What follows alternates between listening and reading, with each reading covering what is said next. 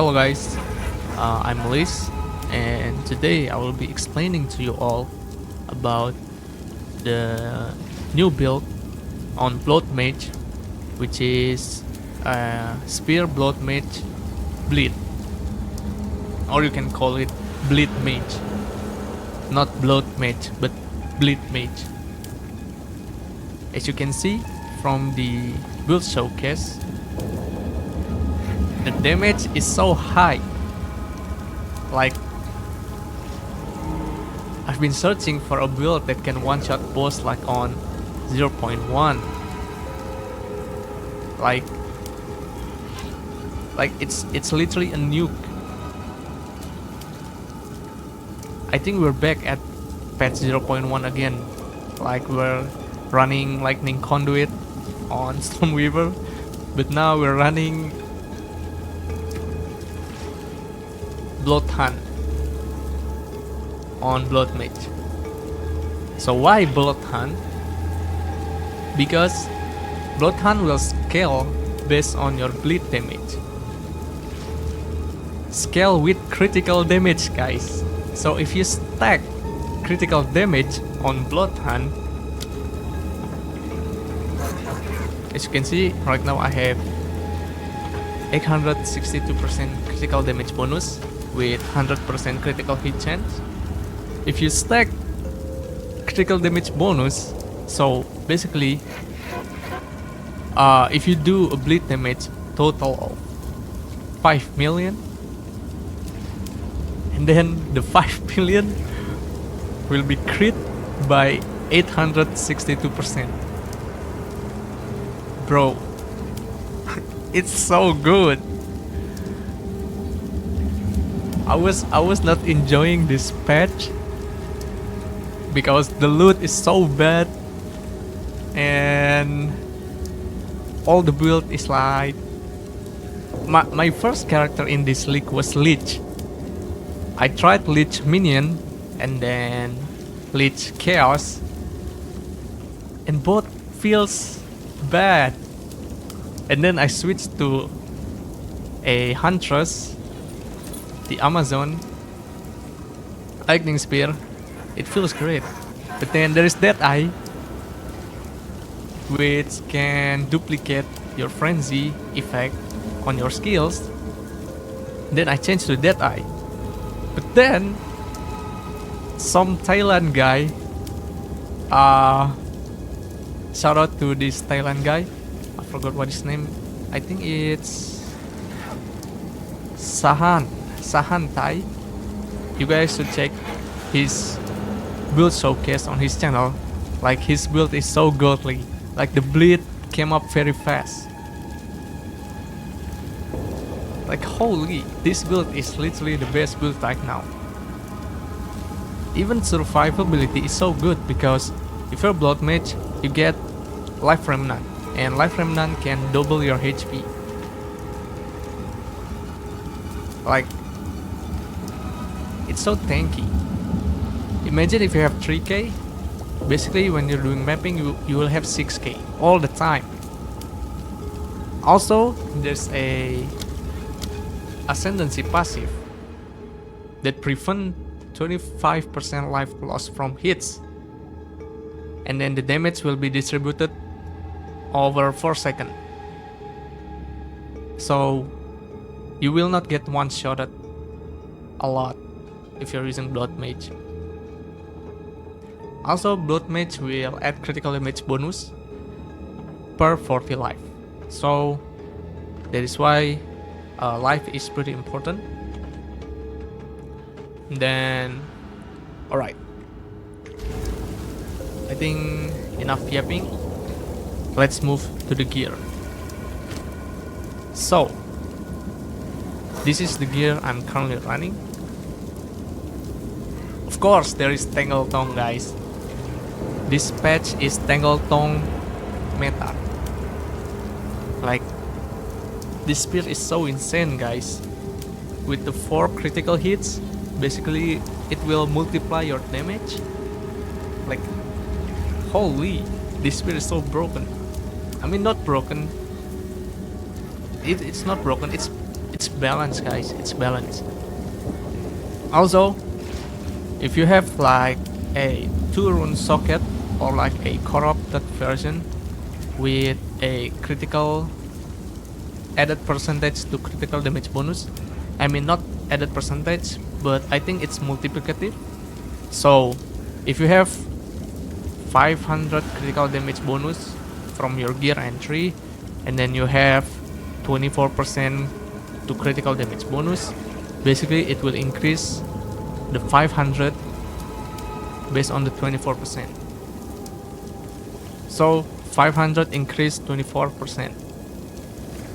Keep that in mind, guys. Then this is the key item for this build, guys. Crown of Ice Coral Circle. Why? Because it will change spell damage to attack damage.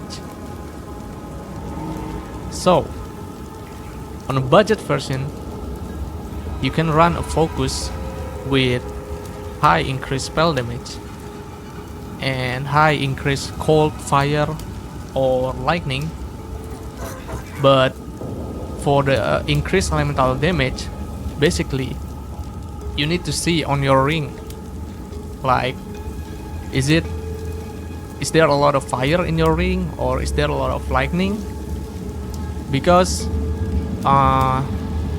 you want to scale your highest elemental damage if you're using a normal focus. But then we can use this unique focus called Red Pit Globe Sacred Focus.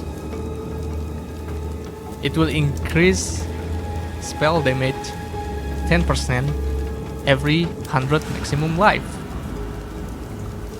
It's spell damage, guys, not an elemental damage. So it will, if you have a ring that has a lot of flat elemental damage, like even physical, fire, lightning, physical, and cold, it will all be increased, because spell increased damage is like attack increased damage. So right now I have around 2000 maximum life, and then basically I will get a 200% increase damage, and it will scale all my flat attack on my ring and then on my gloves, so the damage will be high. Like I haven't tried with the chicken leg scepter, it's too expensive, but like I don't know, guys, which one is better, a 200% increased damage or a flat fire damage. And also I think the scepter will make the enemy have the lowest resistance, right? Like I haven't tried with the scepter yet because I don't have the currency for it, but right now it's already feel pretty good. Okay, for the other gear on the rings, we want a lot of flat attack, and for the gloves, flat attack. Ingenuity, you can use ingenuity, I mean, but it will cost you a lot of resistance loss. Like if you put a normal belt with a lot of resistance, I think it will be better for defensively. Also I think for the gloves, if you can get like energy shield or evasion. For the body armor, you can get evasion or energy shield, up to you. Also make sure to get a lot of resistance. Also spirit if you can, because well, we're going to talk about the gems after this. Okay, and then boots you need to get a high movement speed and also high defensive, so that you're not too squishy. Because when you're using a unique helmet and a unique focus, you will lose a lot of resistance. Oh yeah, I forgot. If you can get a +2 level of all melee skills to increase your break and bloodhound damage. Okay. So, oh yeah, if you get a spell damage on your amulet, you still can use it, cause it's basically increase attack damage now. Also, if you can get critical hit chance, you can add it to your amulet, and also if you're feeling too squishy, you can change the offensive stat to resistance. Yeah, alright. That's all for the gears. Now let's move to the gems. So we are using, the first gem is we're using Rake. Rake is our main focus to apply bleed to the enemies or the boss. So this is the support gem, Momentum, Deep Cuts, Concentrated Effect, Concoct, how to pronounce this? Ambrosia. This two is important because Concoct will give you a lot of magnitude of bleeding, and Ambrosia will give a lot of extra flat lightning damage. Make sure that your flask has more than, wait, okay guys, it seems like that I was using the wrong flask the whole time. Like before this on the showcase, I was using the wrong flask and I didn't notice it because I was transferring this gears from my dead eye, and I put the wrong flask. So the flask that you need is the one that has more than 125 charge. See? You need to have more than 125 because Ambrosia and Concoct will scale based on your maximum flash charge. As you can see, supported skills consume 20% of your maximum mana flash charge on use. So it will consume 20% of 126.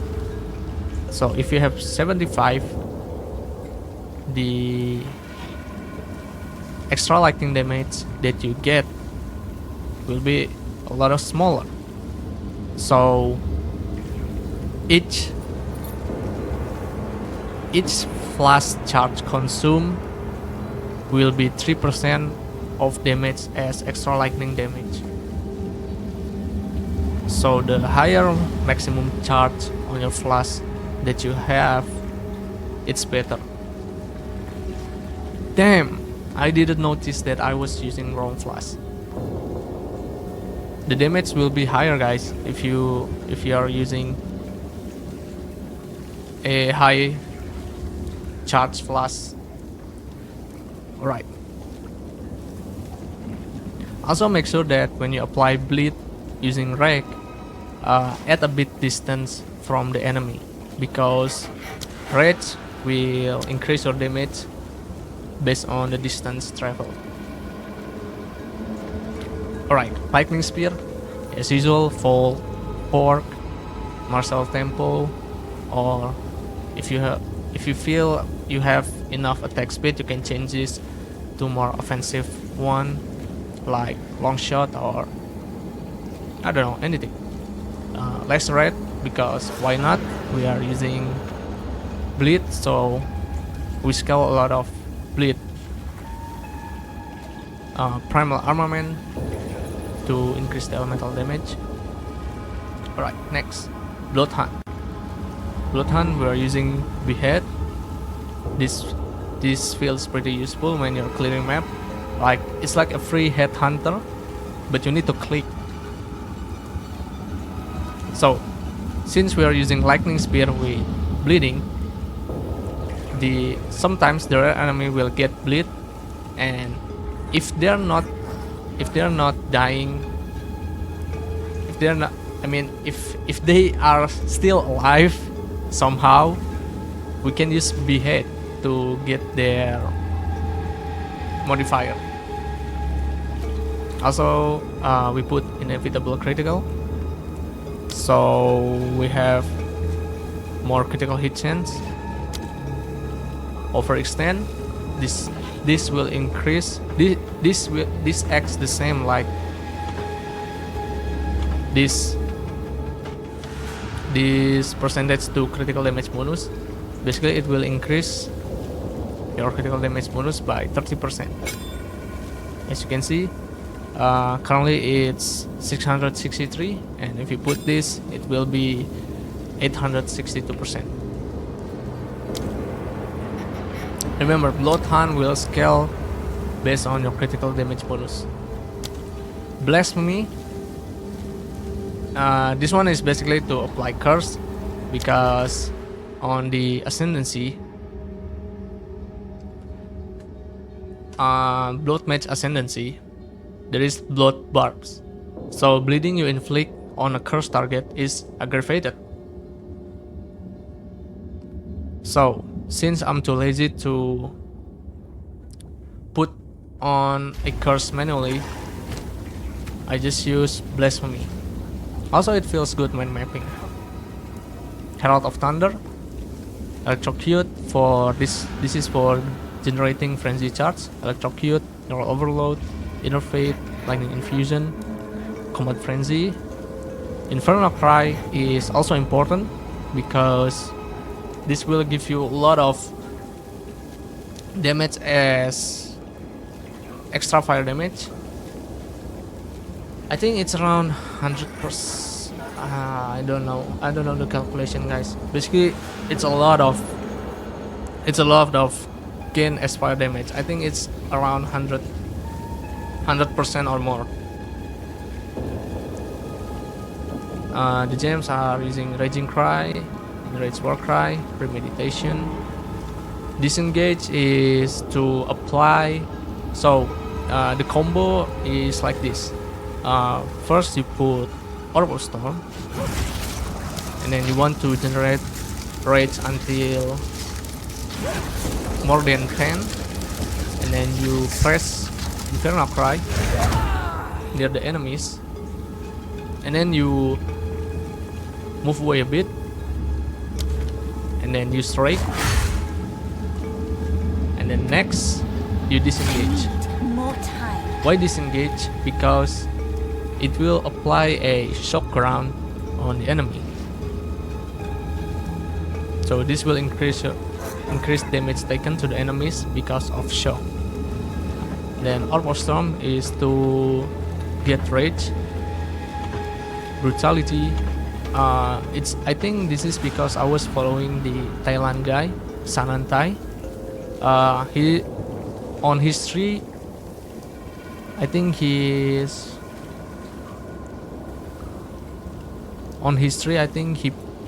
chooses to take the enemies that are full life will take increased damage. That's why he was using brutality. And I was also testing with the enemies on full life, but I really hate the setup, guys. Like, if you fail one time, like if you hit the enemies, like if you fail and hit the enemies and then the enemies take damage, he's not on full life anymore, so the damage increase from full life is not affected. and then overabundance so that I can spam 2 orb of stone. Okay, that's all for the gems. Oh yeah, for the life remnants, I'm using magnetism, precision, dissipate, and cannibalism. Alright, now let's move to the tree. So for the tree, you want to take a lot of crit chance and crit damage as much as possible. See, I took this node for crit, this crit, and this one spell damage because it basically acts like attack damage. Crit, crit, crit, crit, and then here crit, crit again, crit, another crit, skill speed and movement speed, attack damage, and I really like this one because it also gives movement speed. This one for increasing the magnitude of damaging element, basically your bleed. This one also to scale your bleed magnitude. Same thing. This one is so that your bleed is faster. This one is also the same to increase the magnitude and also increase damage with hits against enemies affected by elements. Wait, no, not that one. I mean the duration of damaging element on enemies. I don't think this one. Yeah, wait. Okay. Bleeding is considered ailment? I thought that there was like an... Oh, this one is like the elements. Not the two types of non-damaging and damaging, but all elements. Oh, I see, I see. So if they don't specify like this means basically all ailments. Okay. I think the tree is pretty simple. Like you get a lot of crit here and there, and for the jewels you also get critical hit chance and magnitude to increase your bleeding magnitude, and then duration for the bleed, anything bleed and crit for the jewels. Alright, so for the Sanantai, the Thailand guy, he's taking this node. This node is pretty... I must say these nodes are really great, but like it's only like for one setup. Like if the enemy is not on full life anymore, like all this is basically useless or not happening. So you need to be perfect when doing that. Like the setup needs to be perfect. If you succeed, you will get a lot of damage. Like as you can see here, with this only 20% increased damage, 20% increased damage, it's 40% increased damage from 2 nodes, and then here you get 80%, 40, 80, 120%.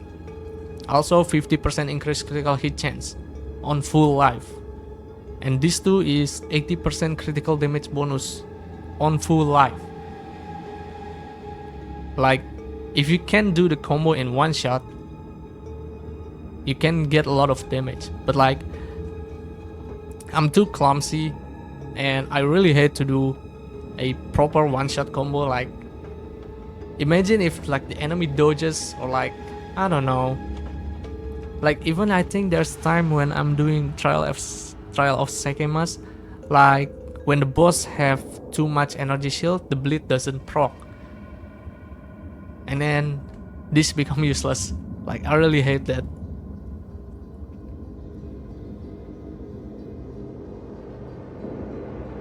Alright. I think that's all for the video. Maybe there will be an update to this build. I still want to see if we're using the second flame scepter here, is it better or not? Since if we can use, if it has higher damage, like we can change the helmet to another thing, like a resistance helmet, or you can get the helmet that makes enemy in your presence is considered low life, and then take these notes. This is also very good, guys. Like, it will increase your damage so much.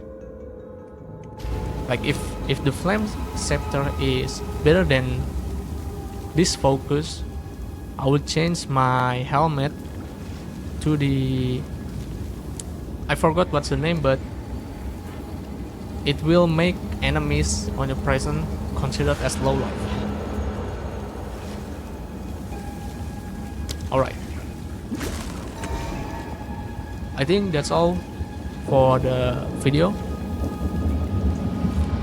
And guys, I really want to see how good will this build be.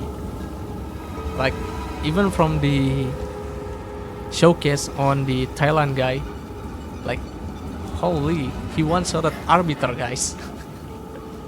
Arbiter with three party member. Holy, guys. His build is focusing on the, I think, the bleed. So it's like a one shot combo. But like mine, I change it a bit so that I can move kind of freely and focusing on the crit damage. Alright, thank you for watching, and shout out to Sanantai for making the build. Like, holy, I was about to quit, but then this build is so good, guys. Like, you can clear maps, you can one-shot boss, you can do anything, guys. Okay guys, thank you for watching. Don't forget to like and subscribe. Bye bye.